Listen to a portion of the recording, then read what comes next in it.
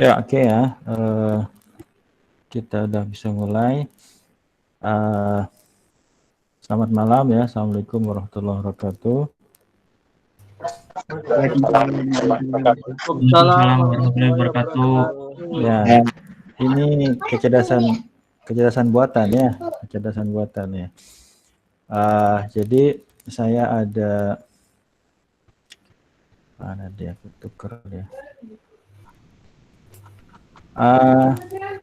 Di chapter 1 ini ya, udah saya sampaikan dari minggu kemarin.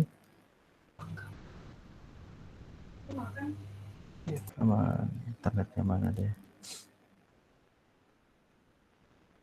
Ya.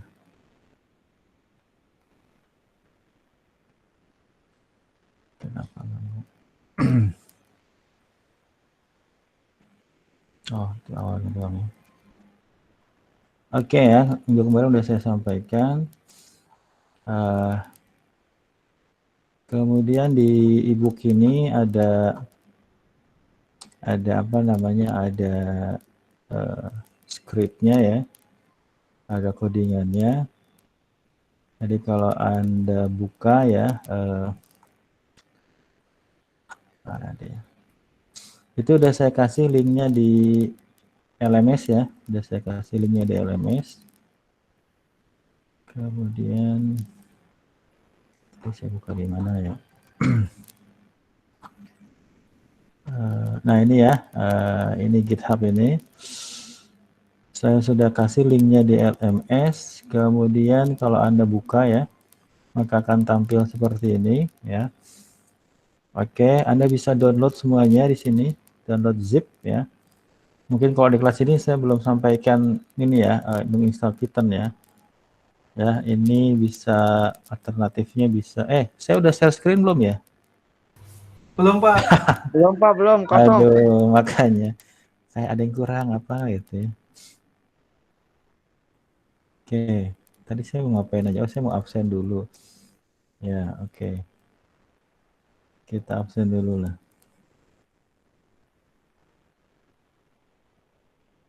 Ya, oke ya. Kita coba dulu di sini. Yang sudah hadir siapa ini?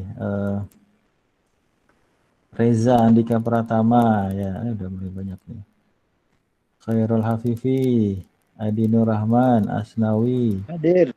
Afrilia Fernanda, Beni Priambudi, Halvin Aldi Kurniawan, Khairul Hafifi lagi, Dwi Rahayu, Furi Ardita, ya Habinata Global, Hendri Sutrisno, Ilham Gema Akbar, Another Iswahyudi, Muammar Riyadli, Muhammad Afri Reza, Rangga Hadir, Pak. Global, Reza Andika Pratama, Rizal Pangsori, Rizal Ramadan.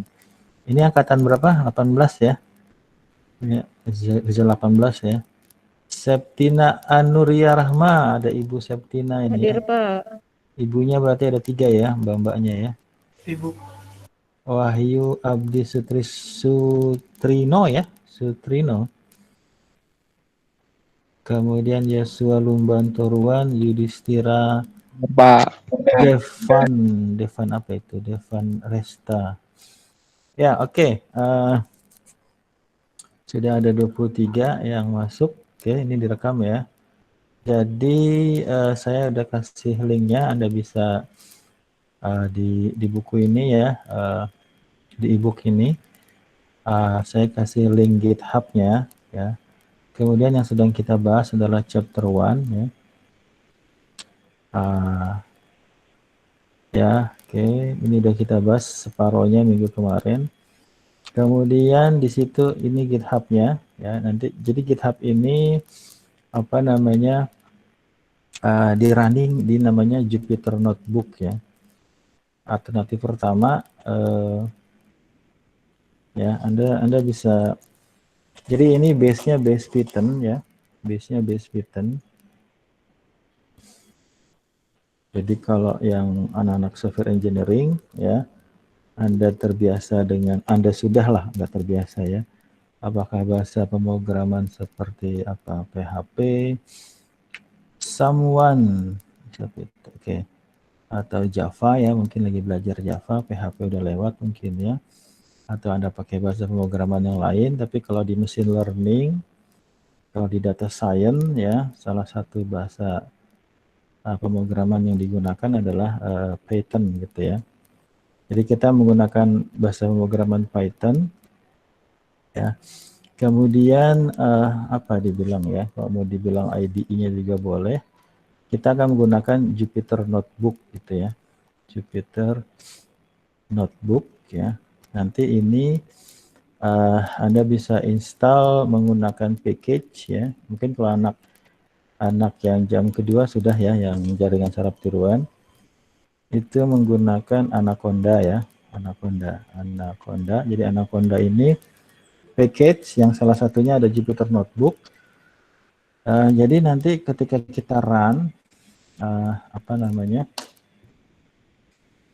Oh, saya buka yang mana ya?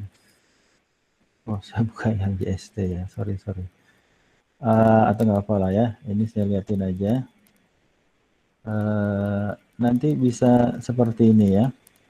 Ini kalau saya pakai Jupyter Lab ya. Jadi beda. Sebenarnya Jupyter Notebook juga. Tampilannya agak sedikit ada tambahan aja Jupyter Lab gitu ya. Itu adalah option pertama. Option keduanya Anda bisa menggunakan secara online Jupyter Notebook-nya. Ada namanya Google Colab ya. Google Colab. Nah, kalau Google Colab ini Anda nggak perlu install Python, Anda nggak perlu install Anaconda, semuanya sudah online. Jadi kalau semisal Anda buka di sini ya GitHub-nya, nah di sini ada beberapa chapter ya, bisa kita coba, tapi kayaknya nggak semua ya. Nanti mungkin 1-2 algoritma ya kita bahas ya. Nah, kalau semisal Anda klik di sini ya, yang pertama di sini. Jadi ini adalah GitHub-nya ya. Dari e-book-nya, kalau Anda buka di sini, buka chapter 1, The Machine Learning Landscape. Ya, yang ini, di sini ada script-nya. Ya, kalau siapa namanya, kalau Python, dia tidak harus kita compile satu program ya. Dia adalah apa namanya interpreter, satu baris perintah bisa kita running gitu ya. Nah, jadi kalau kita buka di sini, ya, kita buka, iya, oke. Kalau Anda ingin download, sudah install Jupyter Notebook-nya, sudah install Python-nya, Anda tinggal download aja, mungkin udah biasa pakai GitHub ya, download zip. Kemudian, nah kalau tadi ini kita buka online, jadi Anda klik di sini Machine Learning Landscape ini. Kemudian ketika Anda klik sini ya, Anda klik Machine Learning Landscape IPyNB, file yang di sini. Nanti ketika dibuka, di atasnya ini ada Run in Google Colab ya, Run in Google Colab. Oke, kemudian ya tinggal diklik aja. Tadi saya coba ada satu library yang apa namanya sedikit diedit lah ya. Ya, oke. Nah ini adalah kalau kita pakai yang di sini ya, Anda lihat di sini ya, ini localhost. Ada yang lagi. Kalau ini ada localhost ya, di port 8888. Kita ngoding di sini, tapi kalau pakai Google Colab ya, di sini kalau Anda lihat. Oke, siapa yang izin tidak bisa? Ya nggak apa-apa. Nanti ikut rekamannya aja. Ya, oke. Jadi kalau di sini, kalau Anda lihat di sini HTTPS Colab Research ini punyanya. Ya, oke. Ada perlu jawab ya? Sorry. Ya, jadi kalau di sini ini punyanya infrastrukturnya Google ya. Anda tinggal pakai aja. Kemudian Anda bisa gunakan Google Drive kalau mau taruh data, kemudian bisa baca dari Google Drive juga, itu juga bisa. Tapi kalau di sini kita coba kemarin Mas Furi ya. Mas Furi minta bagaimana baca datanya gitu ya. Oke, di sini ada contoh yang bisa kita coba ya. Jadi ini kan anak software engineering semua ya.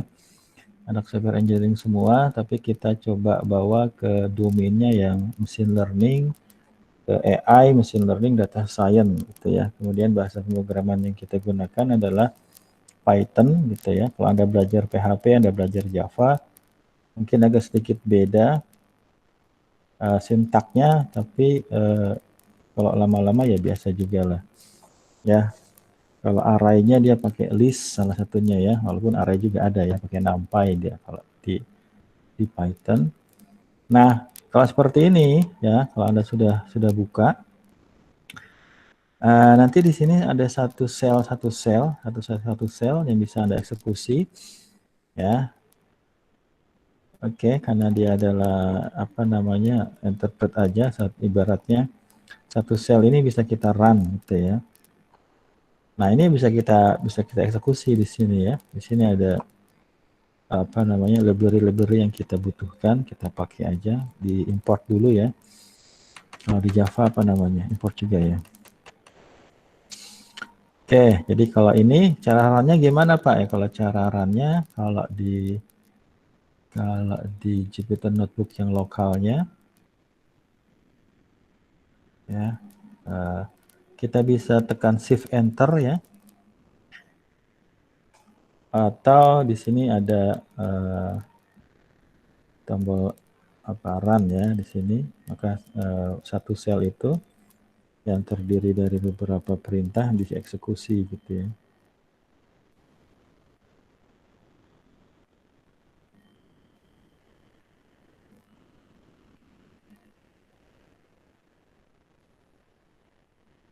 Ya gitu, tapi kalau misalnya Anda pengen install, ya nanti Anda install Anaconda dulu, atau Anda install Python dulu ya. Ada install Python, ada install Anaconda, nanti bisa run Jupyter Notebook gitu ya. Oke, ini kenapa lama ini? Ya oke. Harusnya, tadi sudah ya, mungkin karena banyak ya. Nah ini adalah library yang kita gunakan. Ini contohnya yang jam kedua ya. Oke, saya sebentar ya. Sebentar saya buka dulu yang untuk ini ya. Ini karena beda ini ya. Saya off dulu sebentar deh. Saya buka ya. Jadi mungkin ada di antara Anda yang sudah install atau sudah mencoba Python ya. Jadi kalau di data science machine learning pilihan pertamanya menurut saya di Python gitu ya. Jadi karena Anda masih kuliah ya ibaratnya masih bisa belajar banyak lah ya. Oke, apa yang tadi?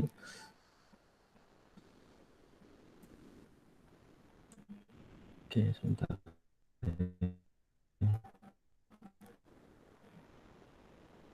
Oke.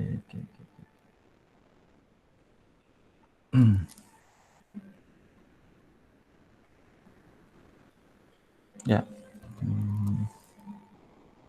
Taruh di mana ya lupa saya. Kecerdasan buatan.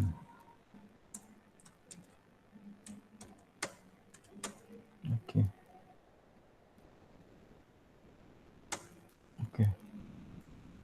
Ya. Jupyter Lab. Ya, oke. Test screen.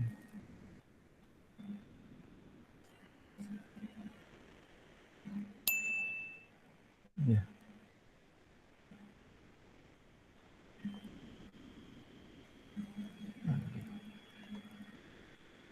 Ya, oke ya. Nah, ini adalah running Jupyter Notebook-nya ya. Saya nggak pakai Anaconda. Saya ada Anaconda tapi saya run pakai command prompt aja. Nah, ini adalah script-script yang ada di ebook tadi ya. Ini yang bisa Anda gunakan. Ini saya pakai Jupyter Lab ya. Jadi ada tambahan di sini. Ya, Oke, dia masih baca. Saya udah share screen kan? Oke. Nah, ini ya. Jadi di sini kalau ini adalah versi lokalnya. Kalau yang ini adalah versi online-nya ya, dengan script yang sama ya. Dengan script yang sama, saya bisa run di lokalnya di sini. Ya, ini adalah Jupyter Lab sebenarnya, tapi ini Jupyter Notebook lah, sama aja. Oke, kemudian saya clear output seperti ini. Ya, ini adalah satu sel ya. Ini adalah script yang ada di chapter 1. Ya, ini import sys, lebih-lebih yang kita gunakan. Kemudian Scala adalah library. Ini diambil, ini masalah versi aja ya.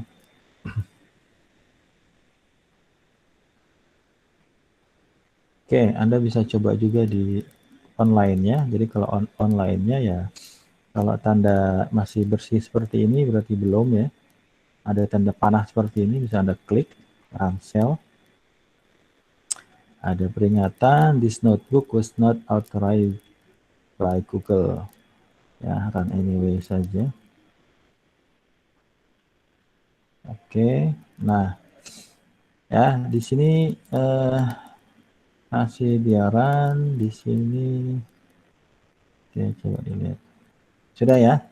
Jadi kalau misalnya apa namanya library yang kita butuhkan sudah diinstal, tapi kalau di Google Colab sepertinya tidak ya. Semuanya sudah, paling versinya bisa kita atur versinya. Nah ini masih run, lama banget ya. Ini buka banyak saya. Harusnya nggak selama ini. Oke. Ini ya, ini sudah. Kemudian ini kita import lagi Scala. Ya, kita run aja. Saya belum menjelaskan detailnya ya, kita coba aja dulu. Ya, oke. Oke. Ini adalah kita definisikan sebuah fungsi. Ya, nama fungsinya ini prefer country start ya. Ini parameternya, ini 2 inputannya ya.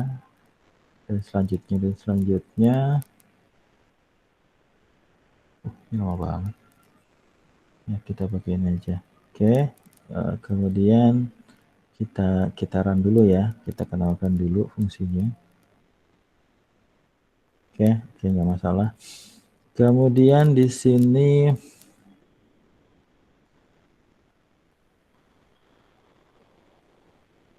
oke, kita run lagi. Ya, ini saya udah coba tadi, ada sedikit masalah di sini. Kita run lagi, import matplotlib buat grafisnya. Ya, oke.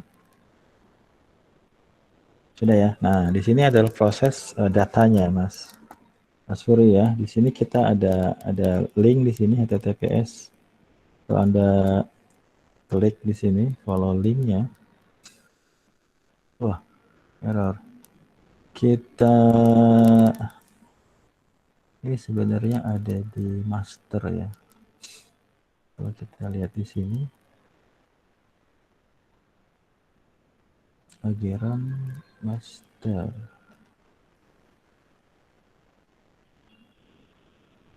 Ya, ini di datanya ya. Oke, dia mintanya adalah ini ada 2 ya, CSV-nya ada 2. Ini ada di sini, taruh di sini dia. Mana? That's strange. File in master. Oke. Ya, kalau di versi lokalnya di sini. Sini ya.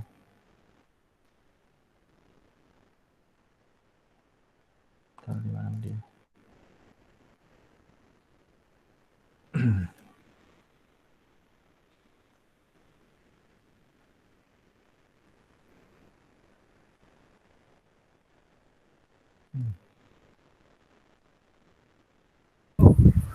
Pak, Ya. itu bukannya pas kita ngeran dia otomatis nge-download ya Pak ya? Iya, betul. Ini kan udah sebentar, coba kita. Ini belum siaran kan? Ini belum siaran kan? Coba siaran ya. Ya, ini adanya di live set ya. Ya, oke. Di sini ada sedikit error. Ya. Betul, Mas. Ya, di sini ada error ya. Modul URL lib has no attribute request ya. Tadi udah saya coba. Dia minta mana dia tadi? Ya, ini ditambahkan ini ya, import yang ini. Ini biasa lah ya. Kita balik lagi ke mana tadi? Sini. Ya, kita kasih perintah di sini. Ya, ini Mas data setnya ya. Oke, dia taruh di live set file name. Oke, kita run. Oke, bisa ya. Oke. Ini dia download dua file ini. Kalau kita lihat di sini, nah ini udah download ya, datanya sudah dibuka sama dia.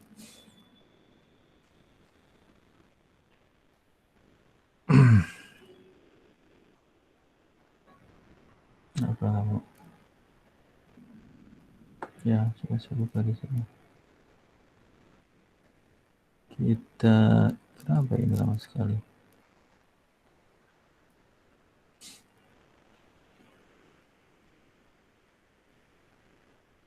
Bisa taruh tadi juga. Ya, oke, kita run yang di sini ya, yang lokal ya. Ya. Ini taruhnya di mana? Country live start ya. Ah, ini dia nih datanya. Oke. Begitu ya, sebentar. Berarti CSV table. Kenapa dia mau? Editor biasa. Ya. Oke, nih bisa kebuka ini.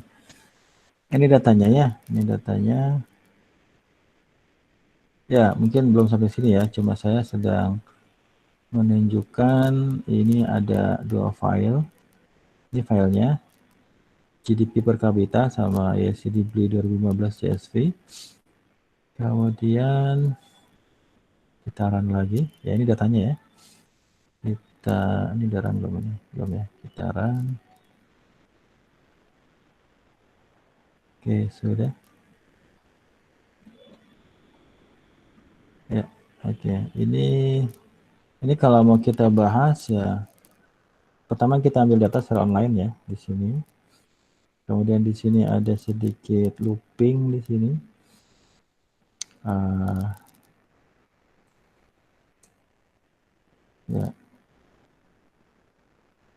Ya, di sini kita ada fungsi ya. Ini ibaratnya ketika dia download, kemudian kita taruh di sebuah file.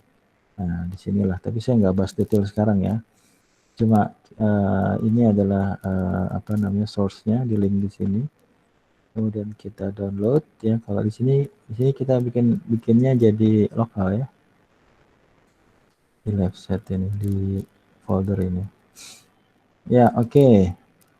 Ya, kemudian kita run yang lokalnya aja. Ini matplotlib-nya. Ini baru download ya. Kok udah tadi. Oke, kita run lagi. Ya, ini coba. Nah, ini datanya ya. Ini datanya, mungkin nanti yang diambil tidak semua variabel. Ini menggabungkan dua file sebenarnya, menggabungkan dua CSV, GDP per kapita sama life satisfaction ya. Oke ya, saya belum detail kepada seperti apa ya, tapi intinya adalah kita akan menggunakan Jupyter Notebook di sini, kemudian sudah ada script yang bisa kita coba ya. Di sini classification juga ada. Ini versinya kalau Anda belajar jaringan saraf tiruan, Anda main MNIST ya, MNIST data, maka di sini juga sama. Kita pakai MNIST data tapi menggunakan algoritma yang berbeda gitu ya. Oke, jadi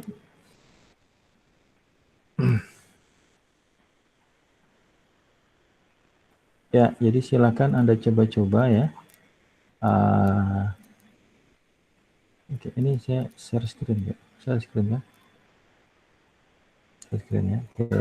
Share Pak, di share. Ya, oke ya. Jadi supaya tidak hanya teori ya untuk part 2 ini ya. Kalau di UTS saya hanya teori saja. Kalau di sini kita bisa praktek ya. Nanti saya sesuaikan lah ya. Saya sesuaikan karena ada beberapa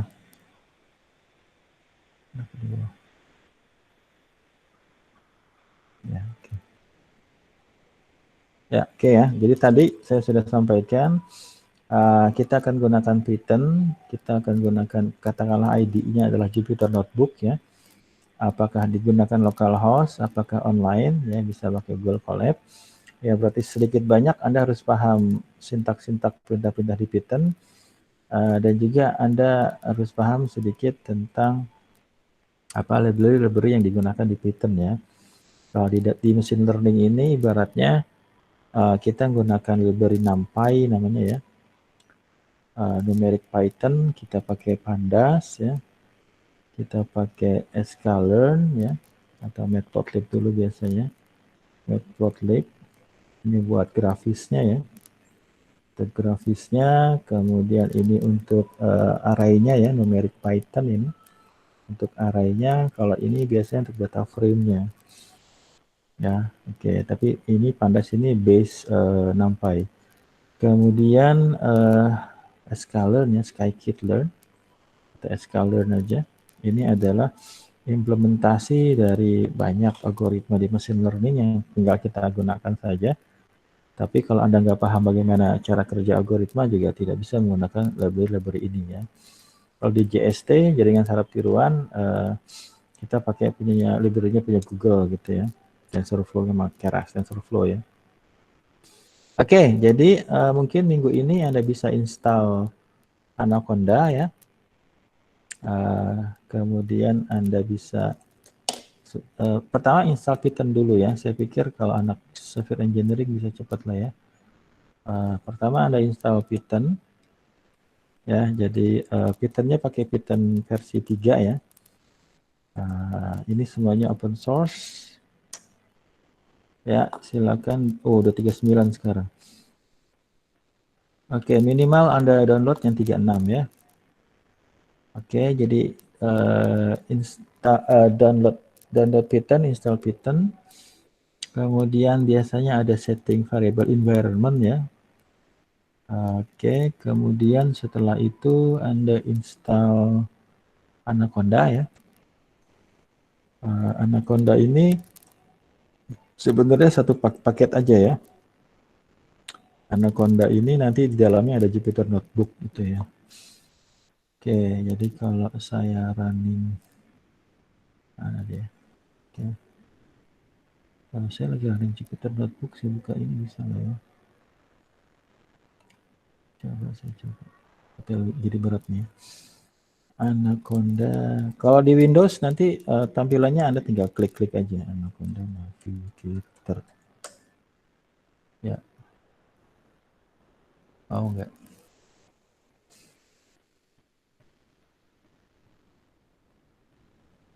Ya, kayak gini ya sama. Ya, padahal saya udah buka Jupyter Notebook-nya ya. Ya, oke. Nah, ini adalah tampilan, mudah-mudahan bisa. Ini adalah tampilan dari, ini lagi buka ya. Lambangnya seperti ini. Oke, Anaconda. Mana dia? Mana dia?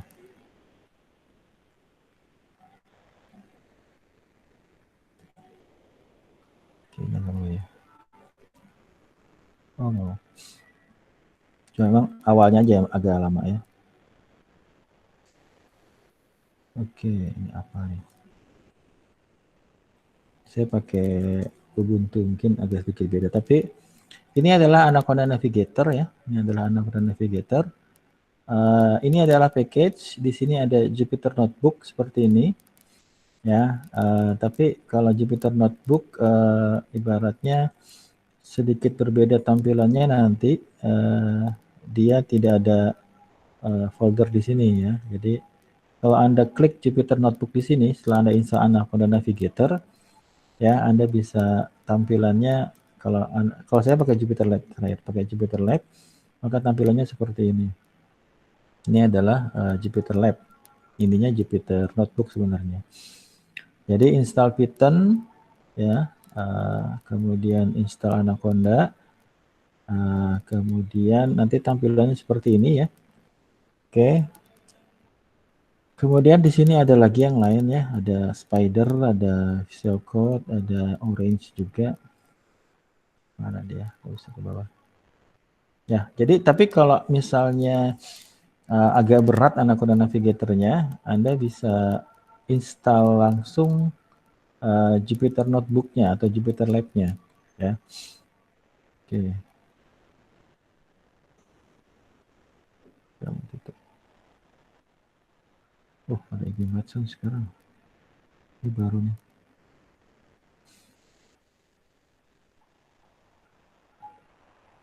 Oke. Ya, oke ya. Oke, jadi kalau Anda ingin mencoba secara localhost seperti tadi, install dulu Python-nya minimal 36 ya. Kemudian install Anaconda. Nanti kalau Anaconda-nya agak berat, Anda installnya pakai biasa aja, pakai command prompt aja. Nanti Anda run-nya dari kalau saya misalnya nggak mau buka Anaconda, tapi saya sudah install apa namanya? Apa dia nggak mau?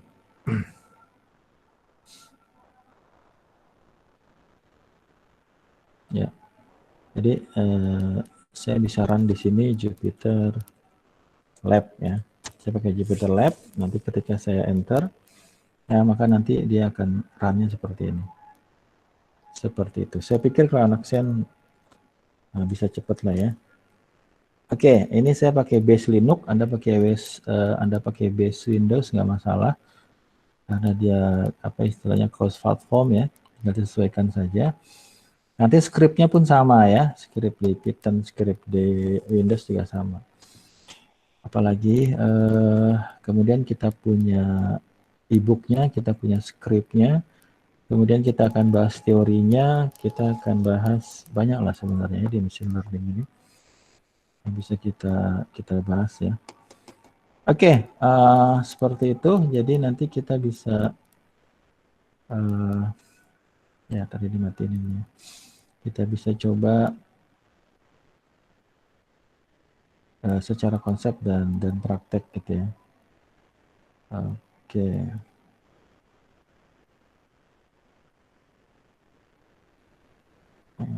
Oke, saya buka dua ya. Ya, seperti itu ya. Jadi tadi saya sudah kasih scriptnya, saya sudah kasih linknya. Ya, jadi ketika Anda pengen run in Google Colab seperti itu tadi, ya mungkin kalau misalnya kalau bedanya dengan Google Colab dengan yang di lokal, kalau Google Colab semuanya ibaratnya library-nya sudah diinstal. Kalau kita pengen downgrade sebuah library bisa aja, nah, ada perintahnya gitu ya. Tapi kalau di Jupyter yang lokal semuanya harus kita install mandiri gitu. Kita harus paham kita butuh library-nya apa aja. Seperti itu. Malam ini atau sebelum saya lanjut ke materi, mungkin ada pertanyaan. Kalau anak yang lanjutan mungkin sudah ya, di JST udah kita bahas di apa namanya jaringan saraf tiruan. Mungkin ya anak 18-nya bisa coba install Python. Masukin YouTube aja Pak. Lah, yang penting bisa diulang-ulang terus. Ya, ini direkam. Saya ngajar mata kuliah data mining lanjutan juga sih, saya juga ada di situ. Bahkan detail saya jelaskan how to installnya ya. bahkan dari Python saya ajarin bagaimana, nanti saya kasih linknya lah. Oke ya, ibaratnya kalau saya tampilkan di sini, apa namanya, e-booknya di sini, ini ibaratnya udah menengah ke atas lah levelnya ya. Di sini algoritmanya kalau mau dibahas juga apa namanya, detail lah ya, detail. Misalnya kalau di sini di chapter 3 dia bahas tentang classification ya. Jadi ini bukunya. Ini kalau mau cari apa namanya, e-booknya silakan ya. Hands on Machine Learning with Scikit-learn, Keras and TensorFlow second edition. Ya. Kemudian di sini bab 1 bab 2 apa namanya, teori ya, atau di bab 2 sudah mulai bahas belum? Ya, ini bicara data ya, di bab 2 ini bicara data. Oke, kemudian di bab 3 dia sudah mulai masuk kepada classification. Di classification ini data ini sama dengan data yang kita bahas di jam kedua di jaringan saraf tiruan.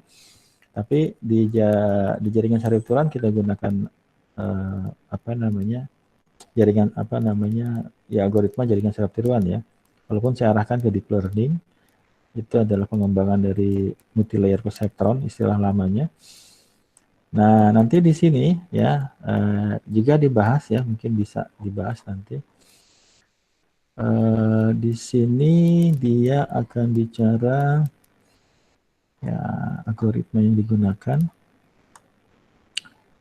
Oke, ini detail banget e-book ini ya. E-book ini detail banget. Coba kita lihat. Ini masih bicara akurasi dia, masih bicara error. Oke, multi-class classification. Oke, dia pakai SVC ya, support vector machine.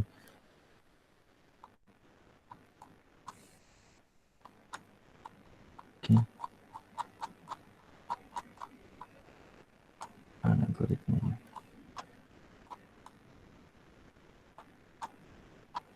Oke, nggak terlalu dibahas ya. Oke, kemudian ini support vector machine ya, ini agak up di sini. Training model.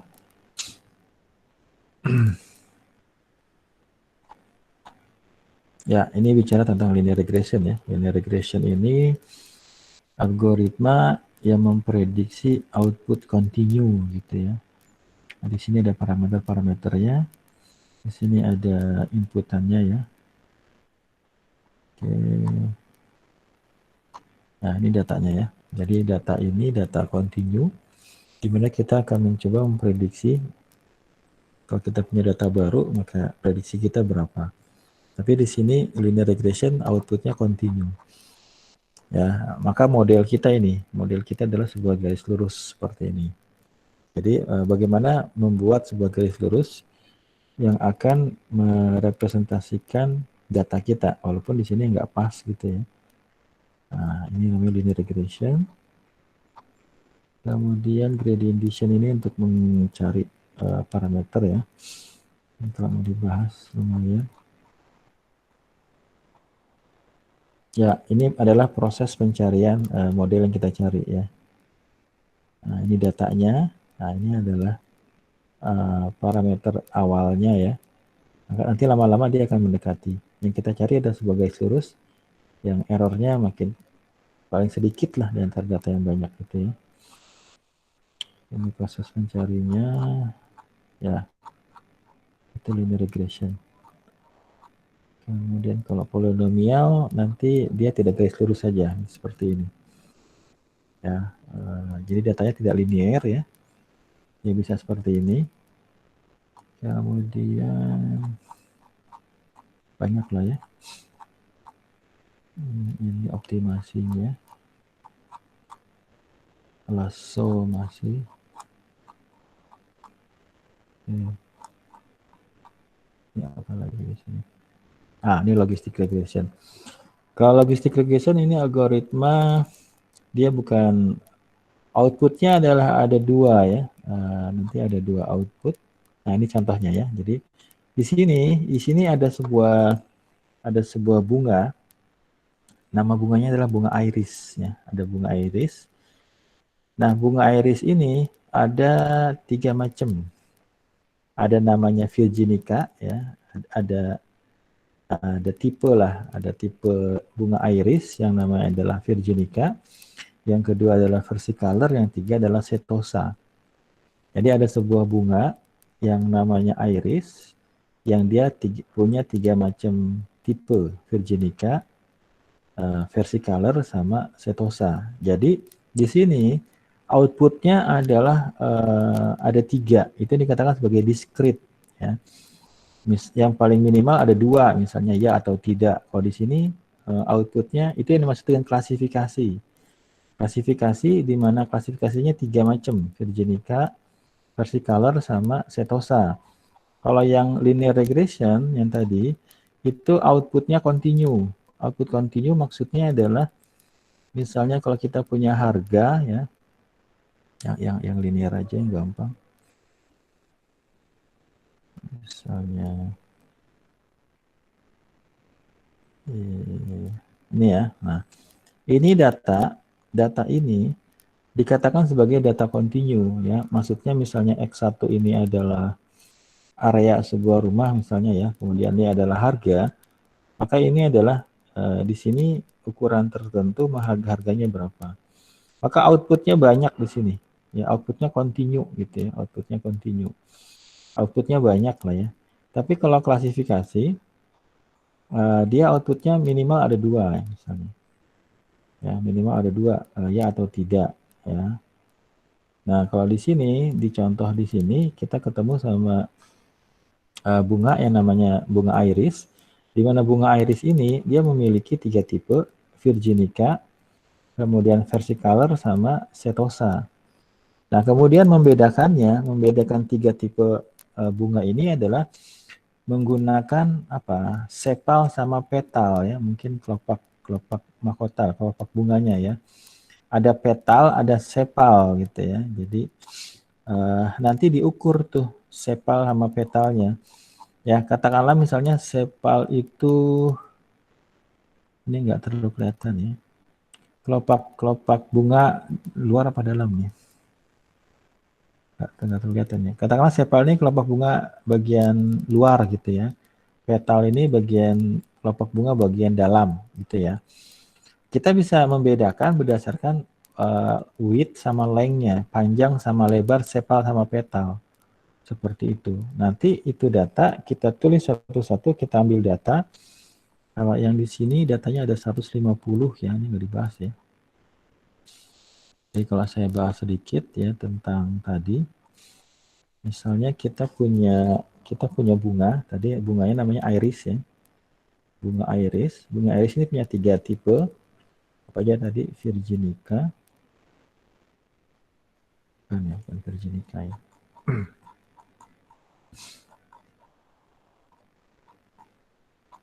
Virginica benar, virginica. Kemudian yang kedua apa? Versicolor. Yang ketiga adalah setosa kayak gitu. Setosa. Ini tiga macam. Ya, ini bisa misalnya kita representasikan misalnya 0 gitu ya. Misalnya ini 1, ini 2. Ini termasuk classification di mana outputnya ada 2 ya. Outputnya punya 3 value ya, apakah virginica, versicolor atau setosa. Nah, si bunga ini coba kita bedakan menggunakan kelopak bunganya gitu ya, kelopak bunganya. Nah, di situ nanti ada istilahnya sepal ya. Mungkin saya ketukar ya, tapi kalau di ini kelihatan. Kemudian ada petal gitu ya. Ada sepal, ada petal. Nah, udah 7:30 aja. Ya, seperti ini. Nah, nanti kita akan ukur length-nya sama width-nya. Length sama width, sepal sama petalnya. Nanti kita ambil data, misalnya kita ambil 150 bunga. ya, misalnya 50 bunga Virginica, 50 bunga versicolor, 50 bunga lagi setosa gitu ya. Virginica sama versicolor. Kayak gitu. Nanti diukur nih satu-satu. Ada X1, ada X2, ada X3, ada X4, ada Y. Ya, ini sebenarnya kalau coba ini bab berapa ini? Bab 3 ya, bab 4 ya. Bab 4 tadi saya dibuka belum? Bab 4 training linear model.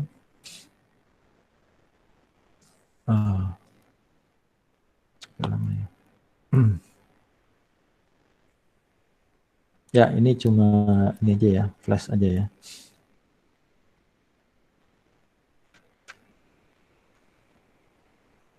Ya, lama banget. Ya, lama banget. Oke, nah saya balik lagi ke materi saya. Seperti, oke, udah bisa nih. Ya, coba dia ada bunga irisnya enggak? Nah, ini linear regression tadi ya. Kemudian tadi udah dibahas tadi. Ini batch, kemudian polinomial. Kemudian bukunya lengkap banget ya.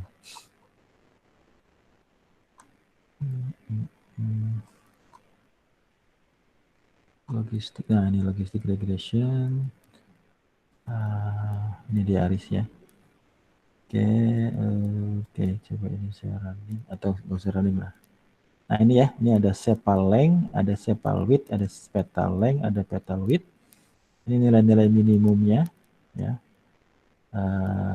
Ini nilai paling besar dari ini tadi ya, ada iris setosa, number instantnya, jumlah datanya ada 150. Kita punya 4 numerik sepal length, sepal width, petal length, petal width. Kemudian kalau dilihatin datanya ya.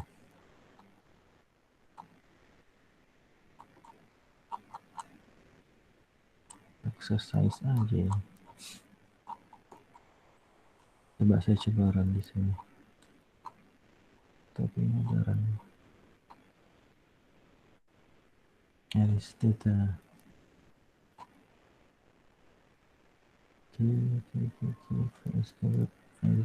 Oke, coba kita run.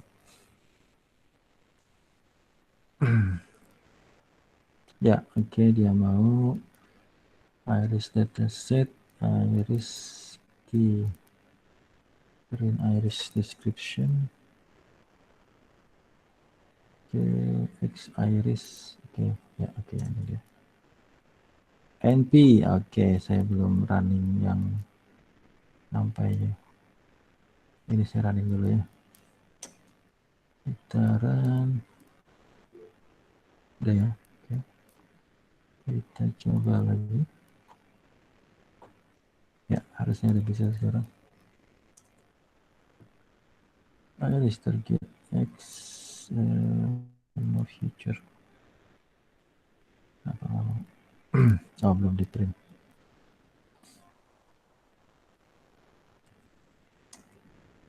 Ini dia ya. Ini kita ambil ya.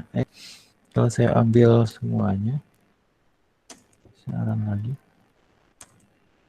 Nah, ini dia ya. Ini adalah X1, ini X2, ini X3, ini X4.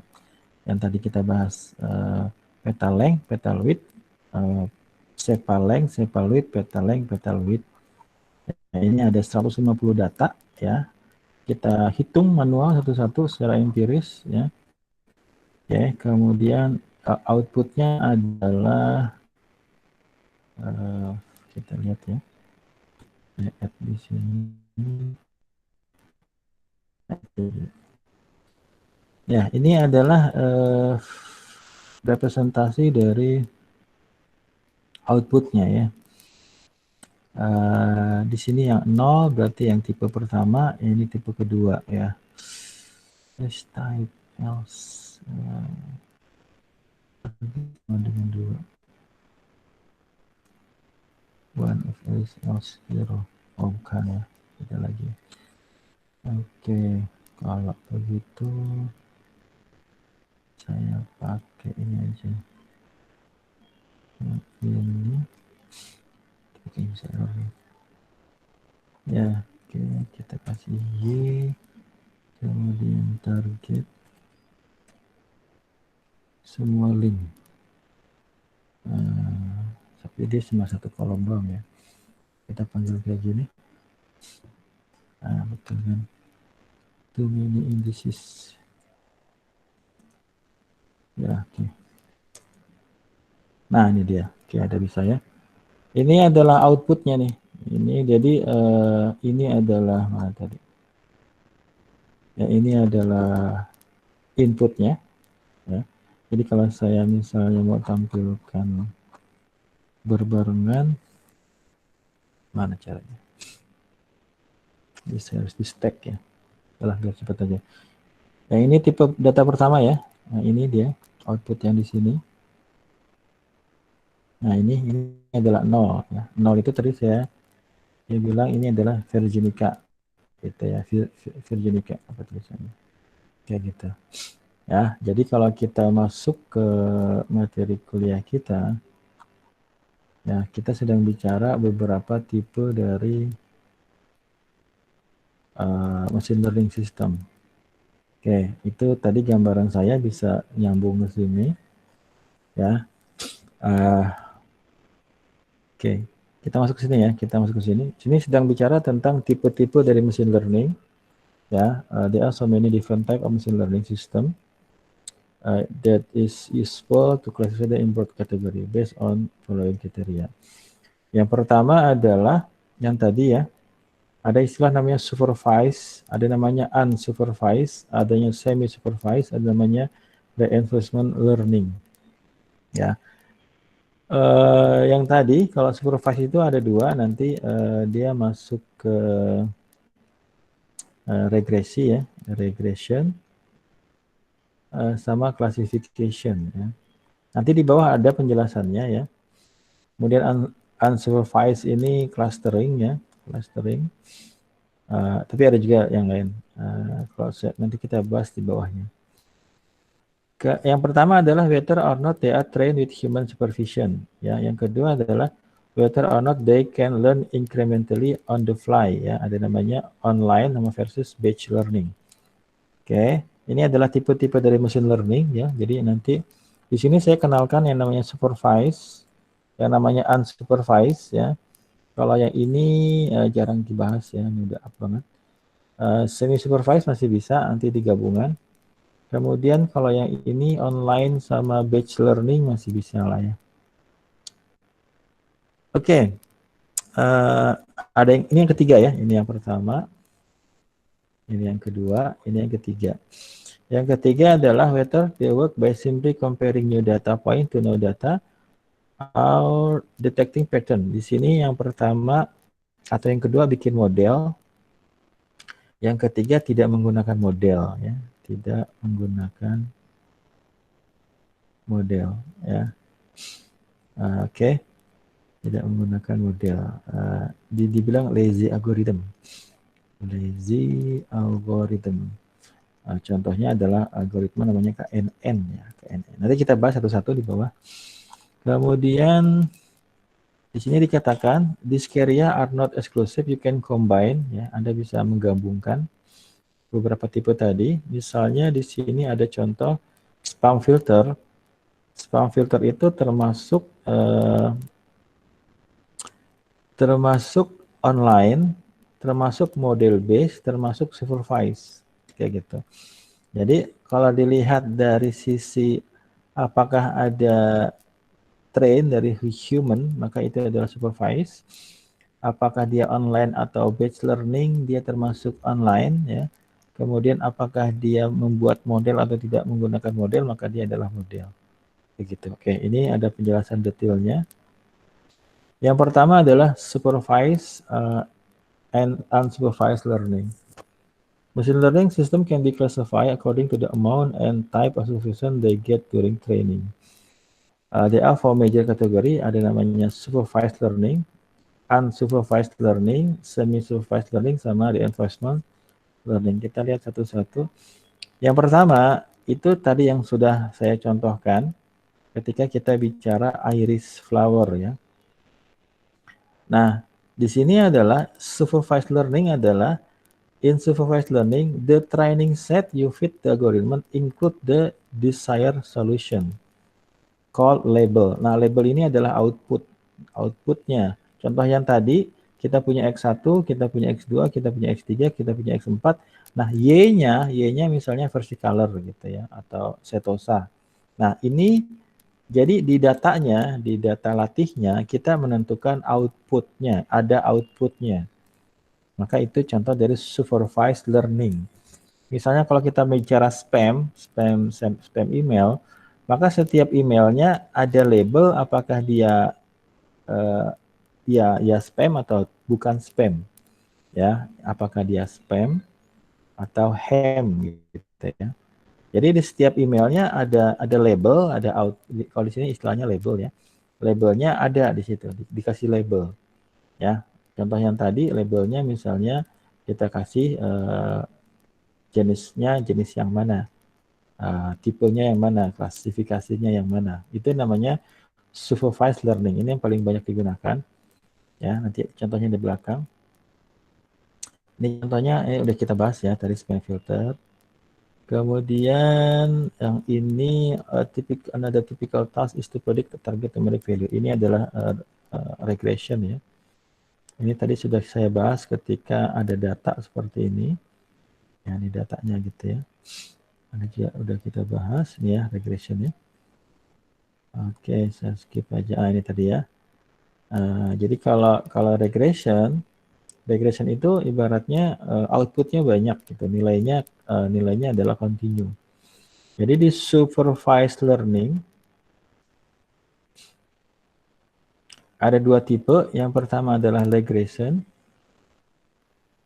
yang kedua adalah classification. Classification. Kalau di classification, outputnya kita katakan discrete istilahnya. Apa yang dimaksud dengan discrete? Ya mungkin minimal dia cuma 2 gitu ya. Outputnya cuma 2 atau 3 atau 10 gitu ya. Misalnya kita kenal karakter, misalnya kalau huruf angka ya ada angka 0, angka 1 sampai angka 9. Bisa juga misalnya 25 ya abjad gitu ya. Bisa juga 250. Yang penting discrete. Tapi kalau regression ibaratnya dia continue. Kalau continue outputnya bisa banyak gitu ya. Misalnya kalau harga di sini kita masukin price sebagai outputnya, maka harganya bisa dia mulai dari harga tertentu, misalnya berapalah 10 juta misalnya sampai kepada 100 juta, maka ini yang dikatakan continue. Kita bisa taruh satu titik ya, atau mungkin dia tidak terlalu rapat ya, maka itu kita bisa dapat harganya. Ya, itu yang dimaksud dengan discontinue regression. Ya, jadi kalau di supervised learning ada dua, regression sama classification. Kalau classification outputnya discrete, bisa 2 tipe, 3 tipe, 10 tipe, 25 tipe, bahkan bisa aja 250 tipe. Yang penting ada discrete-nya. Kalau regression outputnya adalah continue. Oke, ini saya skip aja, silakan Anda baca dulu. Ini saya. Oke, ini bicara tentang logistic regression ya. Nah, ini adalah algoritma contoh dari supervised learning. Ada namanya KNN, ya, K-nearest neighbor ya. Ini lazy algorithm ya, dia nggak pakai model. Linear regression udah saya bahas tadi. Logistic regression udah saya bahas tadi belum ya? Dia klasifikasi ya. Support vector mesin sebelum zamannya JST ya, dia yang terkenal. Tapi setelah JST naik, kemudian berkembang lagi, maka SVM ini sudah mulai kalah pamor ya. Dia mencarinya berdasarkan, kalau kita punya data di sini, kita punya data, maka kita mencoba mencari sebuah garis ya yang akan menjadi yang memisahkan dua tipe ini ya. Tapi nanti di sini ada kernelnya. Ini SVM juga lumayan. Ya, jadi kalau misalnya Anda punya niatan misalnya ya mengambil tugas akhir gitu ya. Tugas akhir bercerita tentang AI, spesifiknya adalah machine learning, maka bisa dari dua ya, bisa dari algoritmanya Anda mau ambil apa, bisa juga dari studi kasusnya tentang apa gitu ya. Kalau di algoritmanya Anda bisa tertarik yang mana, ya banyak ini masih banyak lagi ya. Kalau decision tree yang pernah saya sampaikan ini adalah algoritma yang bukan mencoba ya, algoritma yang akhirnya akan menjadi sebuah rule base gitu ya. Dia menggunakan apa istilahnya entropi ya sama probabilitas. Random forest pengembangan decision tree biasanya kalau algoritmanya akurasinya tidak di atas 50. Ini saya belum terlalu gali yang ini ya. Dia menggabungkan beberapa algoritma supaya akurasinya lebih tinggi gitu. Neural network kita bahas di jam kedua. Kalau Anda angkatan 2018 ya, dibahas semester depan ya. Oke, nah yang kedua adalah unsupervised learning. Bedanya dengan supervised learning, kalau di unsupervised learning tidak ada labelnya, tidak ada output gitu ya. Ada X1, ada X2, ada X3 saja, tidak ada Y-nya, tidak ada labelnya, tidak ada labelnya. Mungkin minggu kemarin sudah saya berikan contoh ketika kasusnya adalah kita coba segmentasi pelanggan gitu ya, segmentasi pelanggan, di mana di situ kita nggak tahu nih pelanggan masuk tipe mana, tapi kita punya prediktornya berdasarkan 3 ya kemarin kita bahas, monetary, kemudian frekuensi, kemudian sama retensi atau resensi ya, saya lupa di sini. Nah, kalau di sini adalah jumlah keseluruhan pembelian dia selama dia menjadi anggota kayak customer lah ya. Frekuensi berapa banyak dia membeli ya, resensi kapan terakhir kali dia membeli.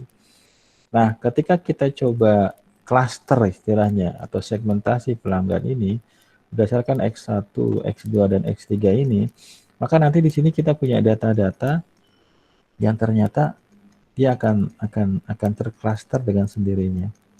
Ya, ini yang paling banyak itu, yang paling mudah itu K-mean namanya. Oh, ternyata ini jaraknya berdekatan gitu ya. Kita katakan sebagai mirip gitu ya.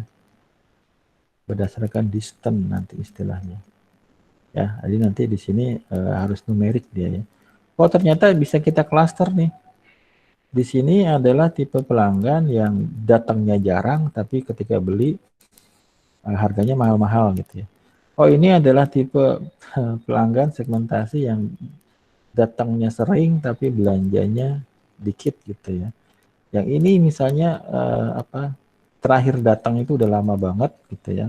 Misalnya ya, tapi pembeliannya besar. Nah, nanti kita bisa memberikan kita sesuaikan apa istilahnya kalau di marketing itu ya. Kita berikan mereka policy yang berbeda-beda sesuai dengan segmentasi yang kita bisa dapatkan di sini. Ya, ini menarik ya. Kemudian ini ya, ini tadi K-mean. Ini yang lainnya juga masih banyak ya. Ya, saya nggak bahas semua. Ini saya skip aja. A priori juga udah ada mahasiswa kita yang mengangkat a priori ya. Nanti di bawah ada penjelasannya. Nah, ini udah saya bahas. Ini sudah saya bahas. Ini tadi ya, kalau ini bicara tentang pengunjung di webnya ya. Ini silakan nanti Anda baca, intinya sudah saya berikan tadi. Nah, ini gambarnya yang tadi yang saya berikan. Ini ada klaster pertama, klaster kedua, klaster ketiga, klaster keempat. Ya, nanti bagaimana menentukan banyak klaster ya, nanti di algoritmanya dibahas. Nah, ini saya skip aja. Kemudian ini saya skip aja. Anomali ya, anomali. Nanti Anda baca aja deh. Ya, waktunya udah mau habis.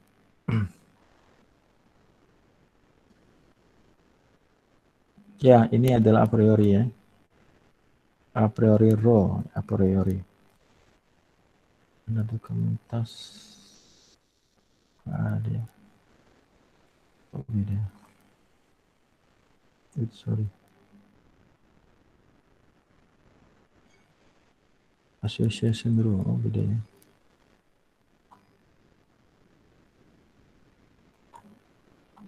Harusnya ada tadi.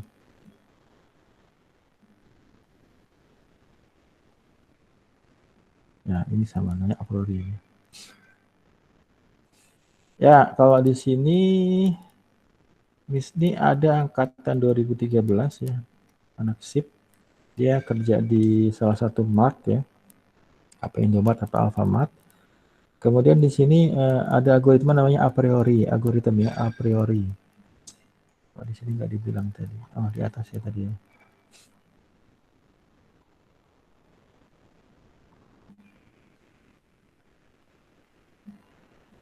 Nah, ini dia ya, a priori, association rule.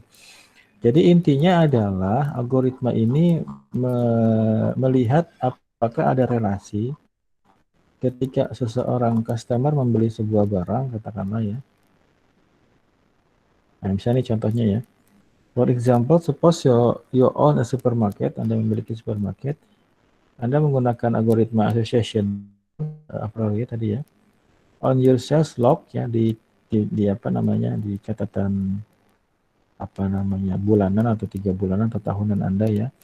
Kemudian Anda lihat bahwa orang-orang yang membeli barbecue sauce and potato chip also tend to buy stick gitu ya. Jadi kalau kita punya item 1 misalnya, kalau ini bisa dibilangnya item 1, item 2, item 3 dan selanjutnya. Ini silakan Anda cari. Banyak orang juga yang ngangkat ini sebagai tugas akhir ya a priori. Nah, nanti dilihat probabilitasnya ya. Apakah ketika dia beli item 1, dia juga beli item 2 gitu ya. Ketika dia beli item 2, apakah dia juga beli item 3 ya. Dia melihat ada asosiasinya enggak, ada hubungannya enggak. Seperti itu. Thus you may want to place this item close to one another. Jadi kalau ini sebenarnya ada dua ini ya, ada dua ide misalnya. Silakan Anda setuju dengan yang mana. Semisal misalnya ada customernya ini adalah ayah muda ya. Apa itu ayah muda? Ayah muda ya, misalnya di malam Sabtu ya. Si bapak-bapak muda ini beli susu formula gitu ya. Ternyata di catatan kita selain dia beli susu formula juga dia beli ya, ini contohnya aja ya, dia beli rokok tertentu gitu ya. Nah, menurut saudara, kalau kita punya data seperti ini ya, apakah kalau di sini dikatakan ya sudah naruh barangnya berdekatan aja, susunya di sini misalnya, rokoknya di sini gitu ya. Itu ide pertama. Tapi karena sudah pasti dia beli dua barang ini bersamaan, kalau ide yang kedua taruhnya di berjauhan gitu ya. Pasti dia akan nyari ketika dia berjalan, maka dia akan lihat barang yang lain gitu ya. Silakan Anda setuju yang mana. Saya baca dua referensi ini. Ke referensi ini dikatakan ya sudah taruhnya berdekatan, tapi di referensi yang lain karena sudah pasti ada relasi ketika beli susu formula jika dia beli rokok gitu ya. Ya sudah taruhnya di tempat yang berbeda karena dia pasti akan jalan dan dia akan melihat barang yang lain ya. Ya silakan aja Anda setuju dengan yang mana. 10 menit lagi ya. Kemudian ada namanya semi supervised learning ya. Kalau semi supervised learning ini adalah gabungan antara supervised dengan apa istilahnya? Saya lupa. Unsupervised ya. Jadi ada data-data yang punya label ya. Kalau di sini udah ada labelnya nih. Ini katakanlah tipe pertama gitu ya. Ini tipe pertama, yang ini adalah tipe yang kedua gitu ya. Ini adalah tipe kedua. Tapi ada juga data-data yang tidak memiliki output ya. Jadi satu data itu beberapa data ada yang punya label outputnya, ada yang tidak, maka itu dikatakan sebagai semi supervised learning. Di sini ada contoh bagus di sini. Di sini dikatakan ada yang namanya Google Photo ya. Kemudian once you upload your family photo, Anda upload foto keluarga Anda. Kemudian it automatically recognize the same person. Ada dia mengenali katakanlah si siapa A gitu ya. Dia muncul di foto 1, foto 5, foto 11 ya. Another person show up in photo 2, 5 and 7. Seperti ini. Thus, this is the unsupervised part of the algorithm. Ya, ada yang ini ya.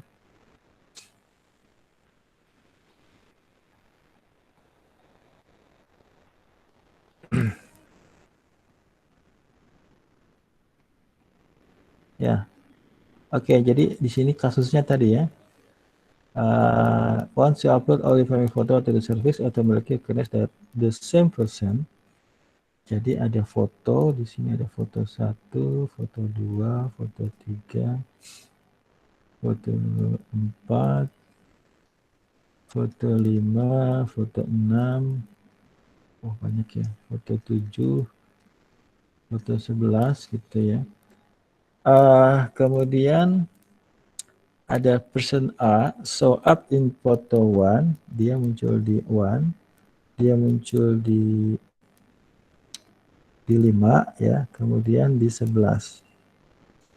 While another person show up in photo si B, muncul di 2, di 5 sama di 7. Oke, kemudian apa? Ini kayaknya ada yang hilang ini. This is the unsupervised part of the algorithm. Now all the system need is for you to tell it who these people are. Just add one label per person, and it is enabled to name everyone in every photo. It is useful for searching photo. Ya, kita tag ya istilahnya ya. Kita kasih label. That's when the system works perfectly. In practice, it often create a few clusters per person. And sometimes mix up to people who look alike ya. Kalau misalnya mirip banget, jadi dia tidak bisa membedakan. So you may need to provide a few label per person and manually clean up some cluster. Ya, silakan Anda pelajari lagi seperti itu ya. Jadi ada yang ibaratnya di situ ada foto-foto yang bisa dikenali atau bisa kalau contohnya di sini kan kita sedang bicara ada data yang dikenali itu siapa, ada juga data yang tidak dikenali gitu ya. Seperti itu, intinya seperti itu sih. Kalau ini contohnya pada Google Foto. Ya, ini algoritmanya udah berat ini ya. Kemudian yang reinforcement learning, saya skip aja, silakan nanti Anda lihat-lihat ya. Kita nggak bahas juga. Kemudian ada yang namanya batch sama online learning. Ya, di sini yang tadi bicara tentang label ya. Di sini yang kedua B, ada namanya batch sama online. Apa itu batch? In batch learning, the system is incapable of learning incrementally. Ya, dikatakan sebagai offline ya. First, the system is trained and then is launched into production and run without learning anymore. Ya, ibaratnya datanya, misalnya kita punya data sebanyak berapa lah ya. Kemudian dia tidak terhubung ya, offline. Kemudian yang ya ibaratnya kalau kita di sini sebenarnya lumayan bagus ya pembahasannya. Dikatakan kalau misalnya kita mau update ya, kita pengen update data bisa ya ibaratnya. Kita tentukan berapa hari sekali ya, misalnya sebulan sekali. Data kita download dulu, kemudian baru kita train lagi. Tapi dia tidak online. Tipe yang kedua adalah online learning ya. Jadi kalau online learning ya, contohnya misalnya di sini dikatakan apa ya? Ya, ibaratnya datanya online aja ya, streaming datanya langsung online seperti itu. Ya, ibaratnya ya kayak apa ya?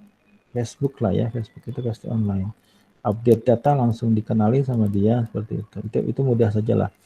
Ini hanya bicara tentang datanya apakah dia offline atau online, atau apakah dia offline atau online, itu ya tadi ya, batch tadi ya.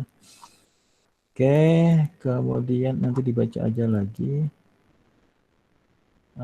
Yang keempat, nah ini dia ya, ini terakhir ya. Ada namanya instant base ya, instant base. Ada namanya model base ya. Kalau instant base atau kalau model base yang tadi ya, dia akan membuat sebuah model ya. Nah, tadi contohnya seperti apa logistic regression itu termasuk model base, neural network termasuk model base. Kalau instant base di sini ada contohnya instant base. Misalnya kita punya data ya, nah ini dia. Ini contoh dari instant base, ini adalah KNN. Ibaratnya datanya langsung aja ditaruh ya. Di sini misalnya ada nilai-nilainya ya, ini ada nilai-nilainya.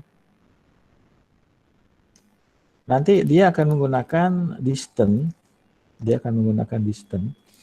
Biasanya pakai Euclidean distance, Euclidean distance, Euclidean distance. Ya, tergantung dari dimensi dari fiturnya. Di sini kita punya dua fitur, kita punya dua inputan, kita punya dua prediktor ya. Kalau mau pakai 5, 10 nggak masalah.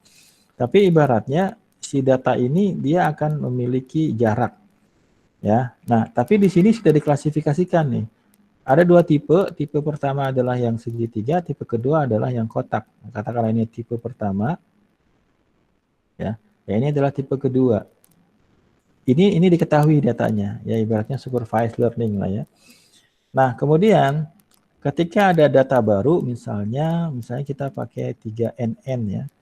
Kita pakai 3NN, 3 nearest neighbor gitu ya.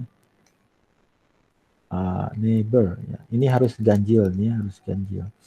Bisa 3, bisa 5, bisa 7 ya. Nah, kalau kita taruh di sini, misalnya saya taruh di sini, saya taruh datanya di sini, data baru di sini, maka dia akan mengambil jarak, dengan tetangga dia yang paling dekat. Ya, oh data misalnya ini dihitung pakai Euclidean distance. Misalnya 3 data yang paling dekat adalah ini. Itu ya misalnya. Nah, dihitung tuh, oh dari 3 ini yang kotak itu ada 2, kemudian yang segitiga ada 2, yang kotak ada 1. Nah, dari sini kita simpulkan, oh berarti si data baru ini adalah termasuk tipe yang segitiga ini. Dia tidak pakai model-modelan ya, dia langsung seperti ini.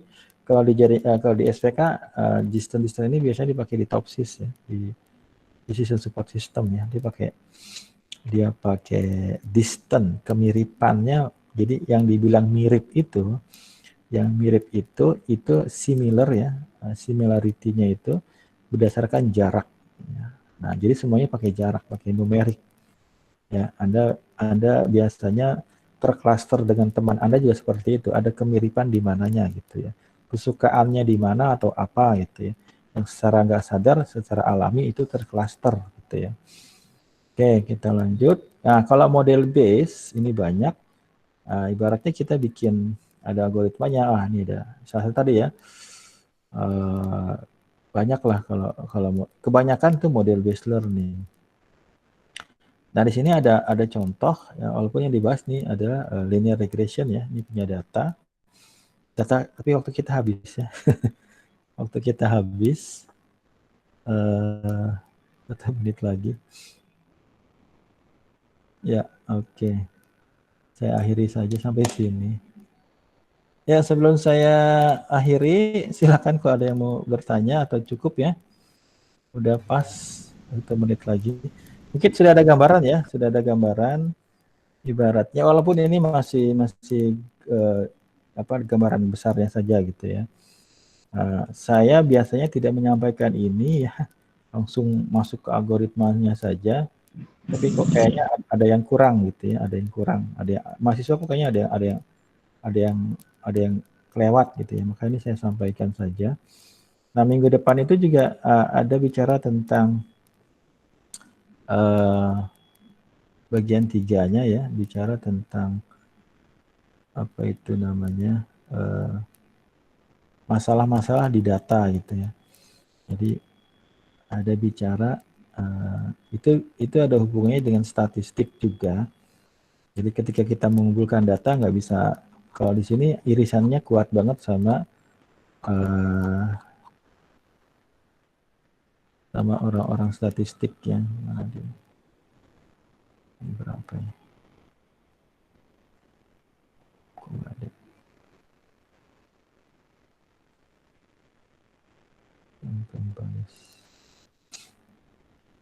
Ini dia ya. Main challenge dikatakan insufficient quantity of training data. Datanya kurang ya, jumlah datanya kurang. Ini juga dibahas kalau datanya banyak, semua algoritma juga bagus. Kemudian ada dikatakan non-representative data training. Prediktor yang kita ambil itu tidak sesuai dengan goal kita.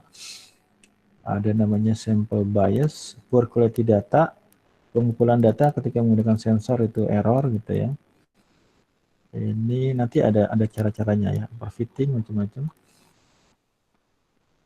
Ini ebook ini lengkap banget lah ya. Ya, oke, mungkin ada 1-2 ada yang bisa kasih feedback ya yang saya sampaikan, apakah terlalu cepat apa seperti apa gitu. Boleh Mas Furi, boleh? Ada yang Masih mau mengikuti, Pak. Ya, oke. Ya, nggak apa-apa ya. Mungkin nanti dicoba ya diinstal Python-nya, Anaconda-nya, karena memang banyak materi-materi teori-teori yang harus disampaikan. Kita masih ada mungkin 3 minggu lagi ya.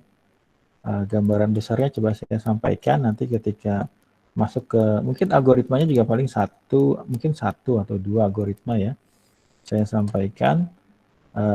Tapi banyaklah nanti yang harus harus Anda pahami juga. Oke, untuk minggu ini mungkin seperti itu ya. Minggu depan kita lihat apakah kita sudah bisa masuk ke algoritma atau masih bicara teori. Nanti saya mungkin, kalau tadi kan saya bilang kita masuk ke masalah data ya. Ketika kita mengumpulkan data, maka ada beberapa poin yang harus kita perhatikan gitu ya. Nah, kemudian kalau di chapter 2-nya, kalau kita mau coba masuk chapter 2, di situ juga masih bicara tentang data ya. Dan di sini ada langkah-langkahnya ya.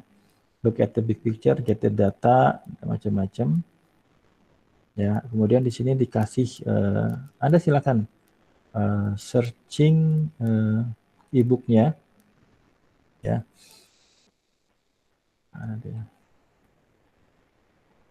Ya. Kalau ini saya pakai online ya. Ini judulnya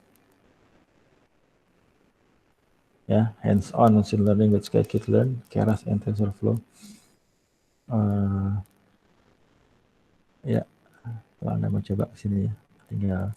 Tapi kalau di sini, kalau yang saya nggak ngajarin nggak benar ya. Kalau cari yang ebook yang intinya juga sebenarnya kalau ini udah bisa ada ya. Ya, oke. Cukup ya, saya pikir cukup. Nah, jam kedua Anda ada kuliah lagi. Saya akhiri ya. Selamat malam. Assalamualaikum warahmatullahi wabarakatuh. Selamat malam, Pak. Terima kasih waktunya, Pak. Waalaikumsalam warahmatullahi wabarakatuh. Waalaikumsalam Pak, makasih Pak. Ya, sama-sama.